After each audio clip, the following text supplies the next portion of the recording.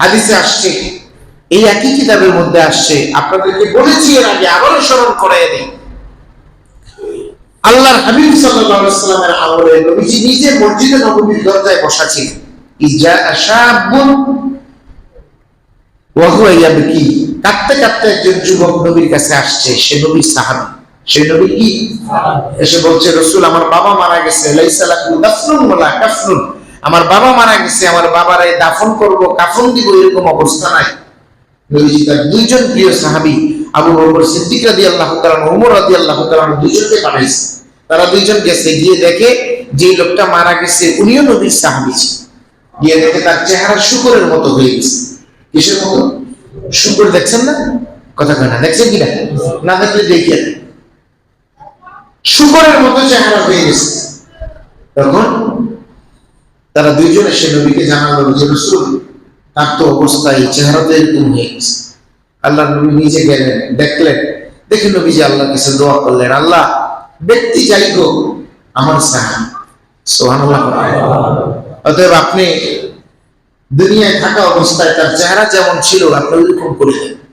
আল্লাহ নবীর দোয়া কবুল করছেন, চেহারা স্বাভাবিক হয়ে গেছে, গোসল হয়েছে, কাফন পরানো হয়েছে, জানাজা হয়েছে, দাফনের জন্য কবরে রাখা হয়েছে। কবরে রাখার পরে একটু বাতাস আসছে, চেহারার অংশে যে কাফনের কাপড় এটা সরে গেছে। নবীজি আবার দেখতেছে তার চেহারা আবার শুকরের মতো হয়ে গেছে।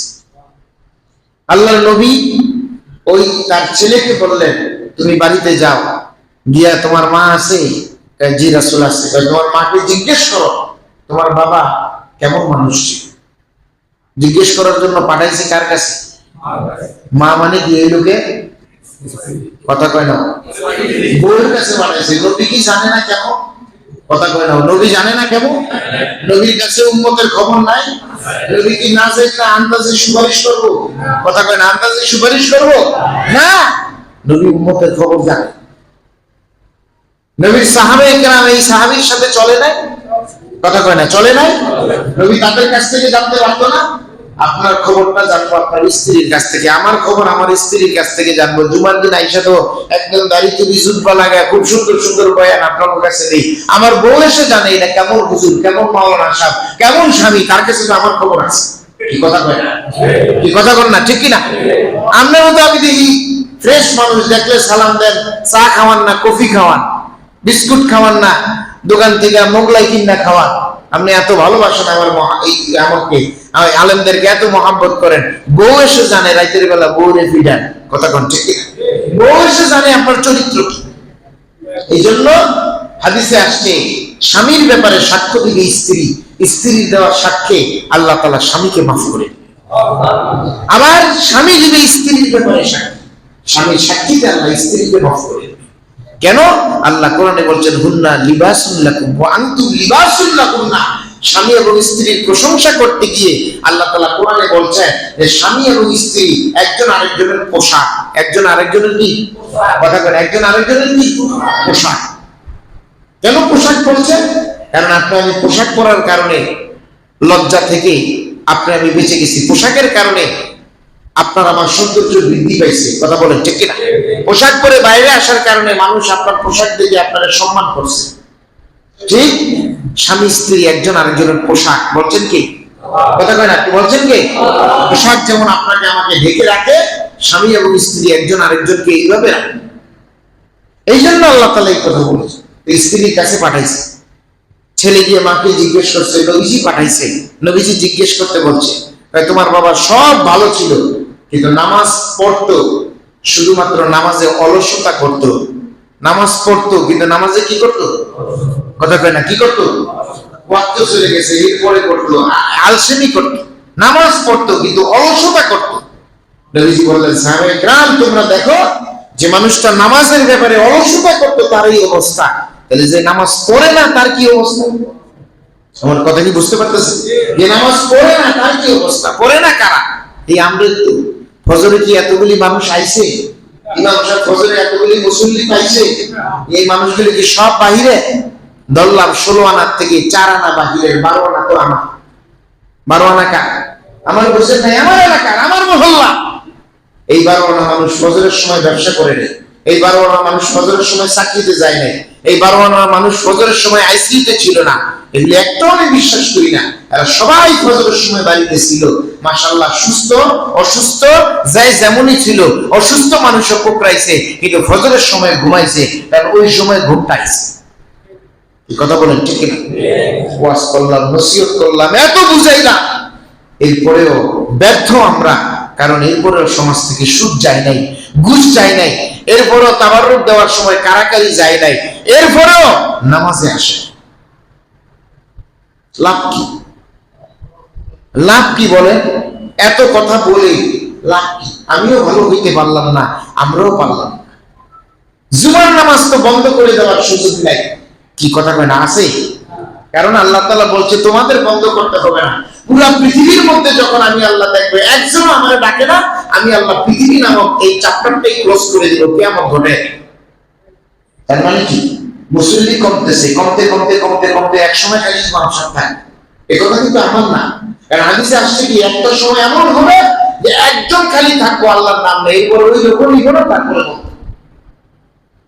একটা সময় এমন হবে মসজিদ শুধু থাকবে, ইমাম সাহেব শুধু থাকবো, একামত দেওয়ার লোক পাইতো না। এই জন্য হাদিসে আসছে, নবীজি বলছেন যখন কেউ থাকবে না তখন তুমি তোমারটা একামত দিতে পারবা, তুমি তোমার নামাজ পড়তে পারবা। হাদিসে এটা আগেই বলে দিছে। কেন বলে দিছে? কারণ একটা সময় এমন আসবে একামত দেওয়ার লোক পাই। সব মসজিদে কি আপনাদের মতন মুয়াজ্জিন রাখছে? কথা বলেন, অনেক মসজিদ মুয়াজ্জিন ছাড়া আছে না, ওইখানে একামত কাটাই দিব, ইমাম সাহেব নিজে একামত দিব, নিজেই নামাজ পড়াইব। এরপরে অবস্থা পরিস্থিতি এত ভয়াবহ হবে যে নামাজ যিনি পড়ায় উনিও বাদ দিয়ে লাগবে। উনি চিন্তা করবে আমি যে ব্যবসা করি, মুসল্লি তো আমার নাই, মাস শেষে খালি বেতন ডালিয়ে। কথা বুঝেন নেই? পরিস্থিতি এমন হবে উনিও বাদ, অবস্থা এমন হবে কমতে কমতে কমতে কমতে কেউ আর আল্লাহর নাম নেয় না। আল্লাহ তখন ফেরেশতাদের বলবে দেখো বানাইলাম আমি, দুনিয়াটা বানাইলাম আমি, আমি বানাইয়া দুনিয়া দান করছি।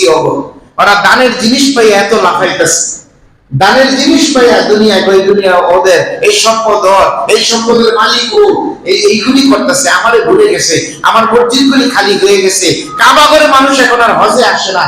পৃথিবী এমন উন্নত হয়েছে, উন্নত হইতে হইতে এখন আর মানুষ মনে করে হজের দরকার নাই, উমরার দরকার নাই, যাকাত দেওয়ার দরকার নাই, ফিতরা দেওয়ার দরকার নাই, পর্দা করার দরকার নাই, দাড়ি রাখার দরকার নাই, আযানের দরকার নাই, নামাজের দরকার নাই। আল্লাহ বলবেন ফেরেশতারা এই দুনিয়াটাও আমি আল্লাহর এখন আর দরকার। এই সময় আসতেছে ধীরে ধীরে মুসল্লি কমতেছে। কথা বলেন ঠিক নাই?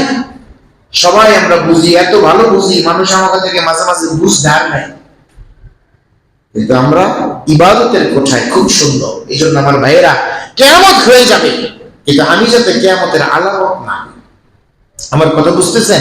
কিয়ামত হবে কিন্তু আমি যাতে কিয়ামতের কি না করি, আলামত না করি। আমি মৃত্যু পর্যন্ত আমার কাজটা যাতে করে যেতে পারি। সবাই খেয়াল করবেন, বোঝার চেষ্টা করবেন, কয়দিন বাঁচবেন। সময় হয়ে গেছে, এখনই তো চোখে কম দেখি, মাঝে মাঝে গ্যাস্ট্রিকের ট্যাবলেট না খেলে ভাল লাগে না, পাঁচতলায় ওঠার পরে এখন কেমন অস্থির লাগে, শরীরটা আগের মতো নাই।